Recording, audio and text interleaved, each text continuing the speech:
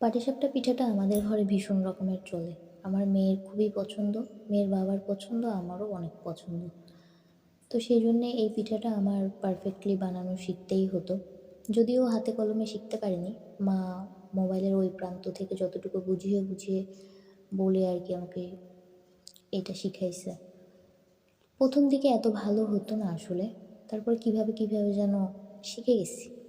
তো ৩ কাপ চালের গুঁড়া নিয়ে নিলাম, কেনা চালের গুঁড়ো এটা। আর ১ কাপ নিয়ে নিচ্ছি আমি ময়দা, নরমাল ময়দা, আটা না এটা। আমি আটার ব্যবহার আসলে সেভাবে ভালো পারি না সত্যি কথা বলতে। তো এগুলো একটু হালকা করে মিক্স করে নিলাম। আর পাটারি দিয়ে দিলাম। এটা শুধুমাত্র ফ্লেভারের জন্যে। পাটারির ফ্লেভার আমার ভাল লাগে। শামীমা আপুর এই পাটারিটা জোস আসলে। আর এখানে আমি লাল চিনি ব্যবহার করতেছি। খুব বেশি যাতে মিষ্টি না হয়ে যায় সেদিকে আবার আমাকে খেয়াল রাখতে হবে, কারণ বেশি মিষ্টি হলে খেতে পারবে না কেউই। আমার যদিও ভালো লাগে বেশি মিষ্টি হলে, কিন্তু কিছু করার নেই, সবাইকে তো খেতে হবে। আর ব্যাটারটা আমি পুরোটাই গরুর দুধ দিয়ে করেছি। লিকুইড দুধ হলেই হয়, প্যাকেটের দুধও ব্যবহার করা যায়, কিন্তু আমার কাছে এইটা দিয়েই বেশি ভালো লাগে। ব্যাটারটা আমি রেডি করে নিয়ে সাথে সাথে করে ফেললে যে খারাপ হবে তা না, তবে ব্যাটারটা যদি কিছুক্ষণ রেস্টে রেখে দেওয়া যায়, কমপক্ষে আধা ঘন্টা, তাহলে খুব ভালো হয়। আর যদি আগের দিন রাত্রে করে পরের দিন সকালে ভাজা যায় তাও ভালো হয়। আমি এটা মোটামুটি ২ ঘন্টা ২.৫ ঘন্টার মতো রেখেছিলাম, তারপরে ভেজে নিয়েছি। আর আগের দিনকে আমি ক্ষীরটা রেডি করে রাখছিলাম, আর ক্ষীরটা মেয়ে আর মেয়ের বাবা খেয়েছে। আমার মেয়ের খুব ভালো লাগছে ক্ষীরটা, এবার কেন ক্ষীরটা নাকি অনেক মজা হয়েছে।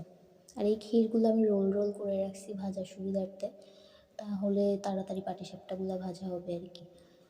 আমি এগুলো মোটামুটি আধা ঘন্টার মধ্যে করে ফেলছিলাম, মেয়েকে প্রাইভেটে দিয়ে এসে যতটুকু করা যায়।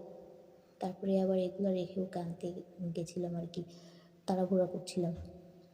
একটা পিঠাও পুড়ে যায়নি, একটা পিঠাও নষ্ট হয়নি, প্রত্যেকটা পিঠা এত পারফেক্ট হয়েছে। আমার ৮ বছরে যতবার পাটিসাপটা করছি আমি, তার মধ্যে এবারকারগুলো বেস্ট হয়েছে। খেতেও অনেক টেস্টি হয়েছে। আর কেন জানি সবগুলা পারফেক্ট হয়েছে, দেখতেও অনেক সুন্দর হয়েছিল।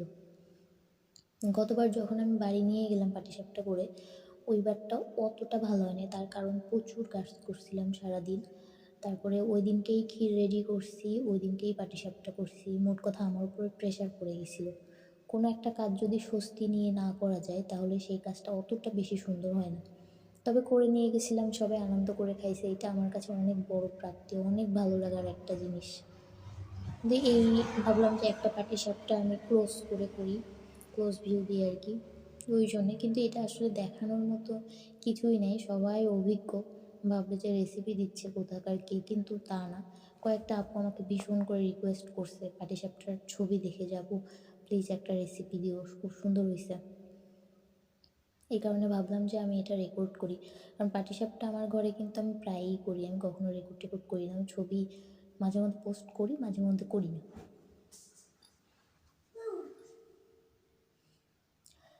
এখানকার ৮০% পিঠা আমার মেয়ে খেয়ে নিছে। Bye bye.